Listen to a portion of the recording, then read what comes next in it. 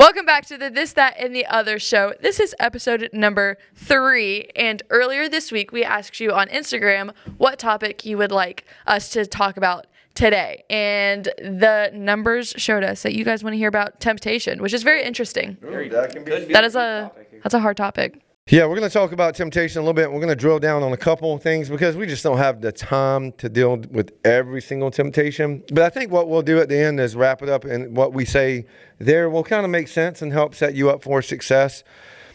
And that will be at the end. Now, there is a verse that I want to kind of kick us off with, found in Matthew 26:41. It says, "Watch and pray so you will not fall into temptation.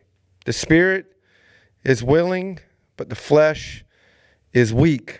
And I think we could just sit there for a while, but I do want to dig in and be a little bit more practical. I think that as a school teacher, being here at the academy, you're serving in Vive, and you're also serving in Vive, 2 different locations. We see students often. They're zombies, man. They're just out and about, and they just kind of roll through a day. I want to say it's on purpose. It's just routine, man. Everything's routine. They're familiar with things, and they don't stay alert. And when you're not alert, you're subject to failure. Satan's looking for vulnerability, and that is a hot mess when he sees it. And we can really control our decisions. We just can't control our consequences type thing. So we want to help you be better decision makers. It starts at the feet of Jesus and applying the gospel. So with that said, I think social media is a spot we can kind of lean in on. That's a big one now. So back when I was in high school. Oh, gosh, Back in the olden days when dinosaurs roamed the earth. Wow. When I was back in high school, we had these little bad boys called pagers, Motorola pagers. Now, you had a pager, you were a pretty big deal. Yeah, man. And I even was on the... What does a pager even do? It like beeps when somebody like puts a number in, and you know you got to hustle over to the payphone. We had one at West Nassau High School. That's where You I went was to at. West Nasty? I did. You went to high school with my mom? I survived, just possible. Your I don't mom know. went to West Nasty? She went Yeah. to West Nassau? Whoa. Well, I went to West Nassau. You'd run over to the one payphone next to the cafeteria. You'd make the call after you put a quarter in the little machine there. Do the thing, make the call. Or somebody, I don't remember all the messages and how it worked, but you can like type a number in and then look at it upside down, and it would say a message like "I love you" or "miss you" or something stupid. All right, enough on pager. so That is so lame. I'm yeah, so that sorry. was my life. And then I think when I was a senior, phones came out, like the bag phones. I'm done now. I'm not going to talk about anything else because you're going to make fun of me. How you big, go to your car. how big was your first cell phone? Was it like this small? It was a big, it was a phone. Like Did you have like the one that flipped up and had the keyboard? We had them all. I've been through a lot of cell phones. So with that said, let's move on from making fun of me and how I was raised up and talk about you and your generation. All right. So social media can be good, right? We use social media for good, but it also could be used for bad and evil. It never stops. So there's a never-ending flow of stuff that comes through your phone, all the platforms. So think about the time you spend in the Word. Think about the nonstop flow of things that come through social, the temptations that come. And when you're not in the Word, you're primed yourself to be weak, and you're making decisions. And it's just, before you know it, you're just in a mess and all the things. So give some advice to the listeners about how maybe you use your social platforms, whatever it is, TikTok, Insta, X, I don't know, all the things, and then give some advice on how they can navigate these same platforms to be successful. Yeah. How does one do that? What happens if they're already kind of all over the place and they got things rolling through their phone all day? Like, how do they undo some of the stuff they've already done? Freestyle, ready, set. We'll start with Carson. Yeah, let's start with Carson. So, I never had like tons of social media growing up. I got Instagram for my 13th birthday, and I got Snapchat for my 17th birthday. Happy birthday. And then I got to college, and I got the rest of the social media. But growing up, I always thought my mom was like the worst parent ever. She's like, you can't have these, all your friends. Well, I'm not your other friends' parents, just going on. Now I look back on it, I'm like, I'm kind of thankful that she did that to Good us. to have a wise mother. Because once you get that social media, you first like, oh, you can see what everybody's doing, how everybody's doing, whatever. And then that's the good part of social media, getting to connect with your friends. And that's how I thought for Snapchat and for Instagram and TikTok. And I have a Facebook, don't judge me. Me too. I love Facebook. Don't even play. Connecting with your friends is good, but sometimes like you don't have friends, so like it's hard for her to connect. But maybe you can circle back later on that one. But go ahead and finish your thought.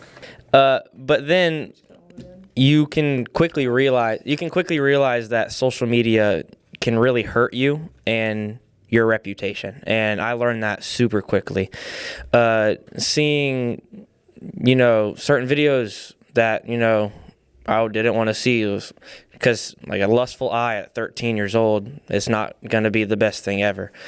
And, just always falling into that temptation, especially with social media, is not the easiest temptation to fall out of. And I'm not going to lie here, but that's the temptation that social media brings. And that's what it brought to me. So cutting down on that social media at a super young age, and I'm glad that my mom held back on social media from me for so long, just because she already knew what I was going to see. And that's just how social media has like that's how social media works. Yes. Is to catch your eye. It doesn't, and they don't really care how they do it. They want to stop the scroll, man. That's right. it. And if they can get that. And now I've tried to cut back on the time, but we'll get into that once we keep going. Yeah, every Sunday morning you get like a little update, right? Is that how that works? You can see your screen time. Jason, you're too old. You wouldn't know. Yours is probably like 12 hours a day. I wonder like what it's like to have zero. You know what I mean? Like with no friends, you don't have anybody. Okay. So all that to say, I will add to Kennedy has more friends and way more popular than me, so I take my shots. But I would say too, you're preparing yourself for the future that's unknown. If you don't think people in college, like whether it's a coach or a future job, military, they're not going to look at your social. They might see your resume, but they're going to dig into that and they're going to see what you're really like. That's not even the main reason to keep it clean. Like we want to glorify God in everything we do and make much of Him. So you have an opportunity to make much of Him on social platform and be creative and use the giftedness you have. So why do it backward? Why go the other way? So Kennedy's going to weigh in a little bit, take some shots, I'm sure, because we love making fun of Kennedy. So she's going to strike back as she gets a chance. So anyway, weigh in. What you got?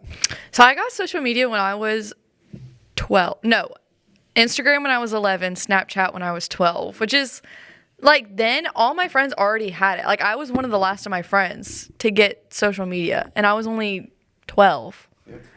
And I was like begging. Like back then I was like, what the heck was wrong with me? Like why did we all have social media at such a young age?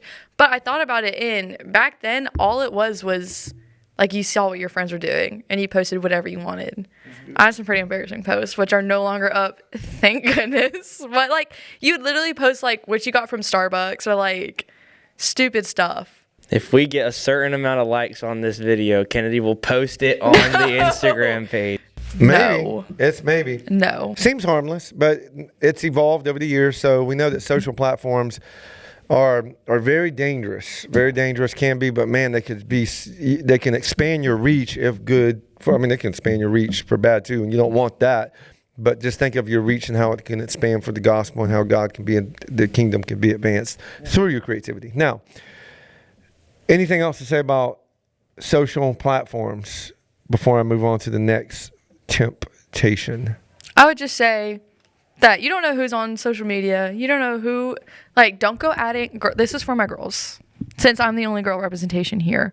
Don't add random guys on Snapchat. Don't talk to random guys on Snapchat because you don't know their true intentions and you don't want to be exposed to something at a young age. So that goes up for my young girls out there because guys are dumb. Sorry. Fair. That's why we're men and we're not dumb. Yep. Boys are dumb. Sure. Yeah, all the things. I'm trying to help us out, but yeah, we're dumb too. We're dumb. Guys are dumb. They don't know what they want, and don't add random guys on Snapchat. Yeah, real quick, why do you think students lean into all that stuff? What do you think? Do you think there's something missing? They're trying to fill a void in their life? Why are they in pursuit of how many, why does it matter so much to have all the followers and all the things that they do on social platforms? Why is it? What are they looking for? What are we looking for? Does it work? Validation. Yeah. I mean, well, another, for me, it was just straight comparison to other people. Yeah. Just like, oh, I want to be as big as this celebrity or as big as this influencer. That was my whole thing, was just comparison. I mean, I'm pretty much up there. So. And the remedy, we know you're a big deal. I think I have more followers than you on Instagram. Anyway, so follow Kennedy on Instagram. She needs friends. What's the remedy?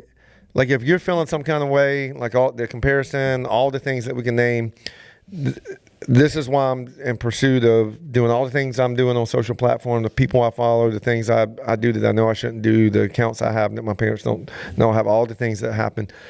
What's the remedy? Beyond just like, hey, getting to work. Like, we know that. What's the remedy? How does someone that's in there, like, they just want to about face and just get it right? What are some moves they can make, like to straighten social up, get on track?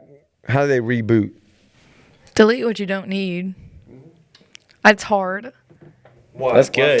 That could write that down, guys. Delete what you don't need. That's good. I mean, there's like a gajillion and one different social medias out there, and a lot of them like don't have the right intentions. Like, obviously, you don't need every single one of them. Especially ones that you find like take up most of your time. Like maybe that's TikTok or Snapchat or whatever.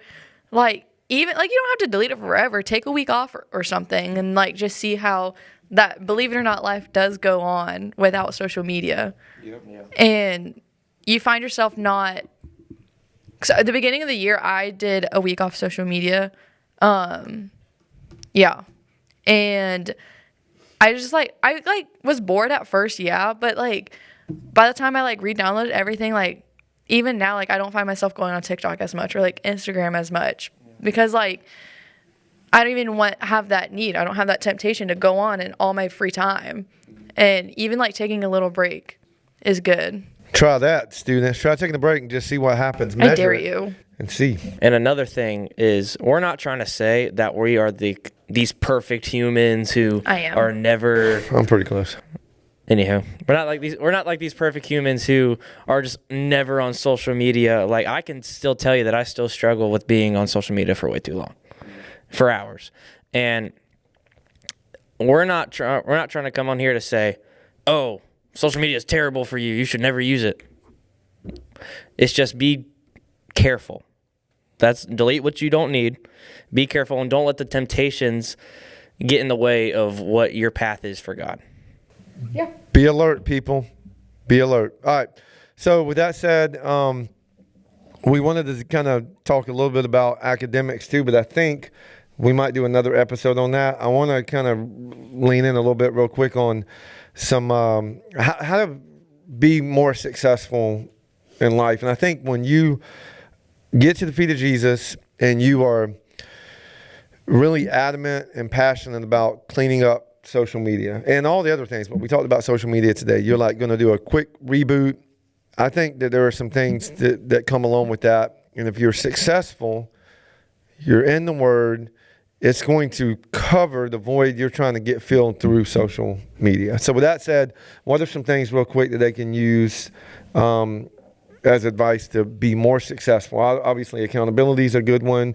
The gospel, be in the Word, be devoted to that every day. What are some real fast ones that we can give our audience? Speak up. Sometimes, like, if we like try to handle our own temptations, there's no one there to tell us not to do it because we are not stronger than ourselves. And even like, I suggest going to someone older, like maybe a mentor or a small group leader if you go to Vive. Just be like, hey, I'm really struggling with this. Can you check up on me? Can you make sure I'm not falling into these temptations? Like, it's kind of hard to like talk to someone about it and like kind of like expose that kind of part of yourself. But you just got to tell one person that you trust and know won't judge you. And that's all you really need to tell. That and God. There you go. Walk in the Spirit. You will not gratify the lust of the flesh. Galatians tells us. All right. I was going to say one more thing. Real quick. We got a commercial break. So, temptation. We could go on and on. We could go all day if we wanted to on temptation. And we could just dive in. But the real thing and the real remedy. You've been saying remedy a lot. Anywho, is the gospel. Is the remedy. See, is the gospel. And I was reading 1 Corinthians 10 this morning, and I got to a verse, and then I kind of thought about that verse, and basically I said, don't become a part of something that reduces you to a lesser version of yourself. You can't have it both ways. You can't be one day scrolling for hours and hours, checking out all this stuff, and the next day you're just this holy human being. I used to struggle with that, and that's why I rededicated my life at camp this past summer, but that's besides the point. That's just, you can't have it both ways. Don't let the temptation and let the things of this world get in the way of who you are really meant to be through Christ. Yep. So I like it. Hey, it's been fun. We have a lot more to say, but it's been good. I love to talk. Episode 3 in the books. see ya. Next time.